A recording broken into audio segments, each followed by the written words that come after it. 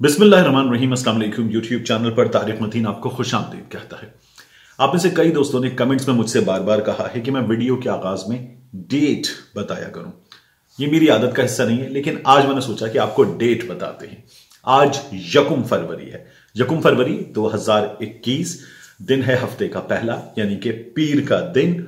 और ये फरवरी की ठंडी सी सुबह का वक्त है जब मैं आपसे मुखातिब हूं। और अगर आप ये वीडियो सुन रहे हैं तो ये वीडियो आप 8 बजे मुमकिन तौर पर सुन रहे हैं, 9 बजे सुन रहे हैं, 10 बजे सुन रहे हैं। ये वीडियो 8 बजे आपके लिए पब्लिश हुई है। और इस वक्त जब आप ये वीडियो सुन रहे हैं तो काफी घंटे गुजर चुके हैं उस डेडलाइन को जो पीडीएम ने अपने लिए सेट की थी। डेडलाइन तो खैर इससे पहले भी सेट की थी।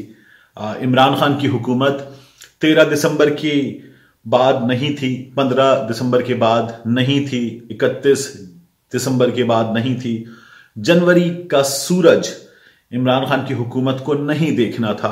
फिर यह हुकूमत बहुत पहले गिरने वाली थी, बार बार गिरने वाली थी, लेकिन बहरहाल ये हुकूमत जो है वो नहीं गिरी।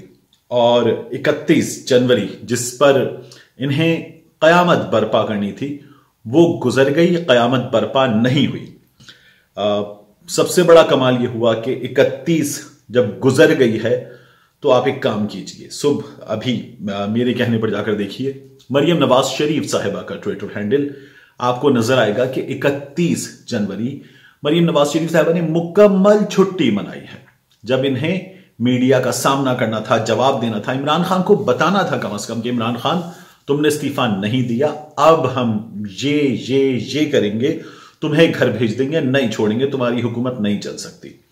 लेकिन मरियम नवाज शरीफ साहिबा ने वीकेंड मनाया, इतवार का दिन छुट्टी मनाई और कुछ भी नहीं किया। ट्वीट नहीं किया, मीडिया पर नहीं नमूदार हुई, बात नहीं की। कुछ लाइक कर लेती हैं मरियम नवाज शरीफ साहिबा। कई बार तो उनमें बड़ी बुरी चीजें भी होती हैं कि वो खातून अव्वल के बारे में कोई बेहुदा से रिमार्क्स भी अगर कोई दे देता है तो उसको भी लाइक कर लेती हैं। लेकिन बहरहाल मरियम नवाज शरीफ साहिबा जो हैं वो गायब रहीं। यही हाल फजलुर रहमान साहब का था। फजलुर रहमान साहब जो है वो मुकम्मल तौर पर गायब रहे और फजलुर रहमान साहब की जानिब से भी कुछ नहीं कहा गया। पीडीएम के सरबराह हैं, ये या तो इस्तीफे नहीं मिले या इन्हें वो मुंह नहीं मिला जिस पे मारना था, या फिर अपना सा मुंह लेकर रह गए।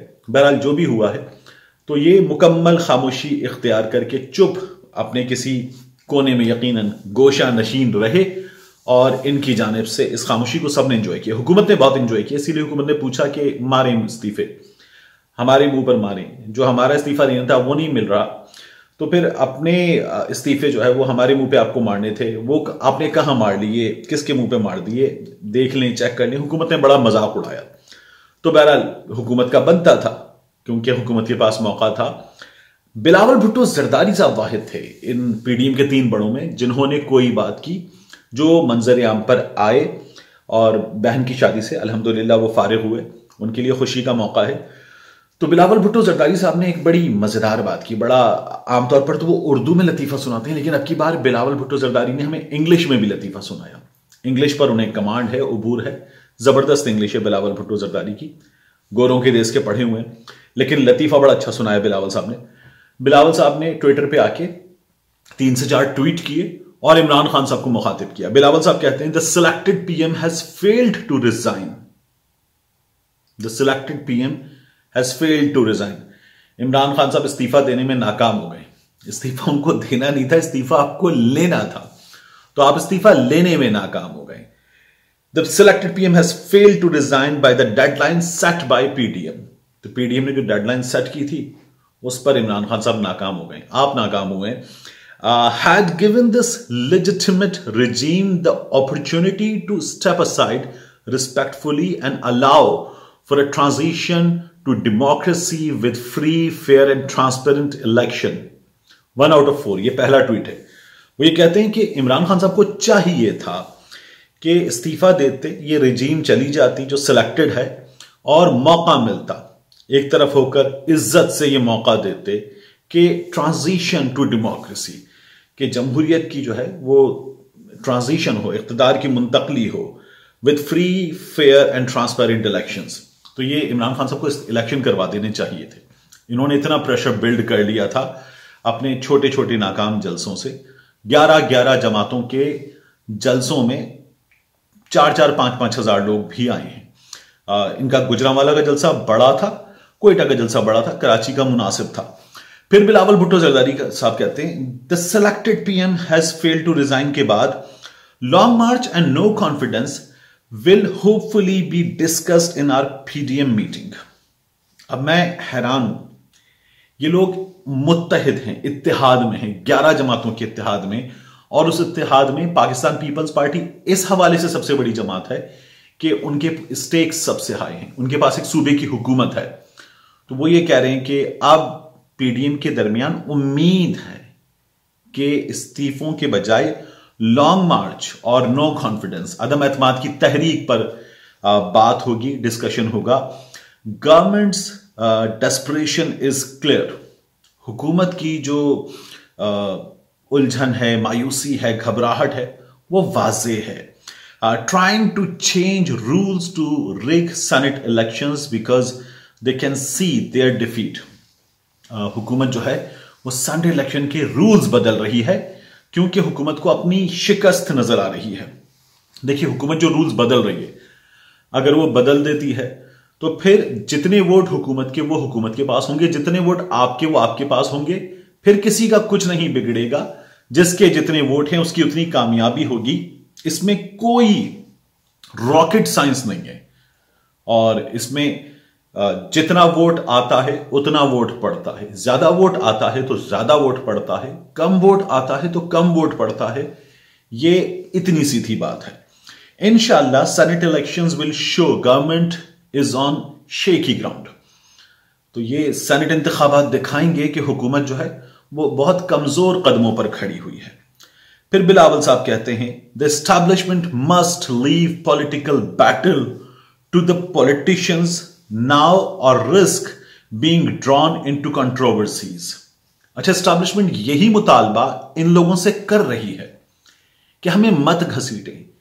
अब ये फिर वही काम कर रहे हैं कि एस्टैब्लिशमेंट जो है वो पॉलिटिकल पार्टीज को इस लड़ाई को लड़ने दे, या फिर इस बात के लिए तैयार हो जाए कि तनाज़ात में उसे घसीटा और उलझाया जाए। Only a government chosen by the people can deliver for the people. सिर्फ लोगों की मुंतखब हुकूमत ही लोगों के मसाइल के हल के लिए काम कर सकती है। यह बिलावल भुट्टो जरदारी साहब का कहना है। अब बिलावल भुट्टो जरदारी साहब ने जो बातें की हैं उनमें एक बात रह गई है। वही कहते हैं the people face historic poverty, unemployment and inflation because of this government was forced on them. ये हुकूमत लोगों पर मुसल्लत की गई है, इसलिए लोग तारीखी महंगाई का, गुर्बत का, बेरोजगारी का सामना कर रहे हैं। The joint opposition must now force the removal of puppets.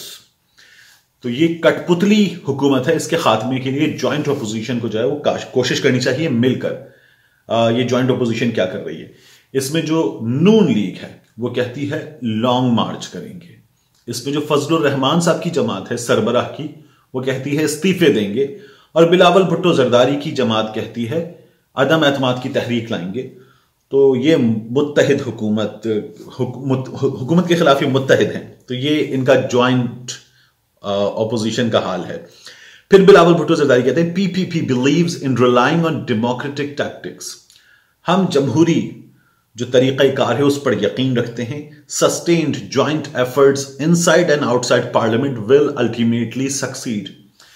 Parliament के अंदर मुसलसल कोशिश जो है उसको ही कामयाबी मिलेगी। ये एक मुनासिब बात है बिलावल भुट्टो जरदारी की। बाकी इनके जो साथी बड़े हैं वो छुट्टी मना रहे हैं और वो गायब रहे हैं। मुमकिन तौर पर आज कुछ सामने आए, लेकिन उससे पहले एक प्लान तो वो दे चुके हैं कि इस तारीख को यौम यकजहती कश्मीर, फिर इस तारीख को हैदराबाद, फिर इस तारीख को मगरिब, फिर उस तारीख को मशरिक, फिर उसके बाद शुमाल, जुनूब, कहां कहां जाना है वो पूरा प्लान इन्होंने दिया हुआ है।